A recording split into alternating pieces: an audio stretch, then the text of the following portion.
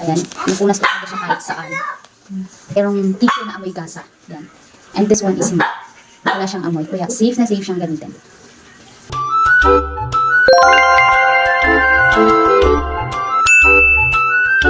Hi guys! May dalawang klase ng tissue ako dito. Ito yung isa. And ito yung isa. Magbukas tayo kasi wala nang bukas. So ito yung isa. Ayan. And ito yung isa naman.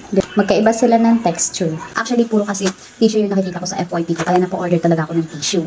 And sobrang hilig ko rin sa tissue. Hindi ako pwedeng umalis ng bahay nang walang tissue kasi medyo pawisin ako. Yung una kong in-order actually, ang in-order ko nito is dalawa. O naubos na siya. So, isa na lang. And hindi pa dumadating yung another in-order ko. Ginagamit ko to pang dog namin.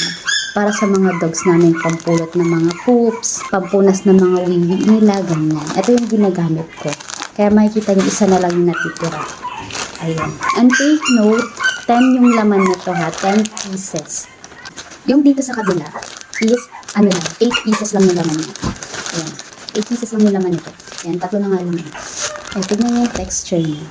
And ang sarap nito pang punas pagkatapos mo maghilamos. So ito yung ginagamit ko kasi nga sobrang ganda niya sa face, hindi siya magaspang. So safe yung face mo. Hindi naman ako takot maubusan ng tissue. Alam niyo bakit? Ayan. Alam niyo ano to? Puro tissue to. Ayan, ang dami kong in-order. Ayan, kita nyo naman sobrang dami ko ng in-order kasi paubos na siya. Ito yung tissue na 8 yung laman. 2, 4, 6, 8. Ito yun. Yan yun. Okay?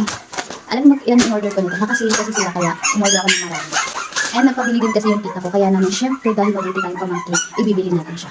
Anyway, actually, napabili talaga yung tita ko. Kaya naman dumihan ko na rin siya. So, ayan. Kaya 10 pieces yung in-order ko. Ay, naka-order na ako nito, hindi pa siya dumadating. At 300 pala yung laman nito. 300 facial tissues. So, kung gusto nyo rin ng ganitong tissue for your pets, kasi ang dami naming mga puppy, mga 5 pa kasi yung puppy namin. Kaya naman, kailangan talaga namin ng tissue. Since hindi na masyadong kinakain ng mother dog yung mga poops or wiwi ng mga babies niya or mga puppies niya. Kaya kailangan talaga namin ng tissue. So kung gusto niya rin ng tissue na mura at quality, ayan, check the yellow basket. So, ayun lang. Bye!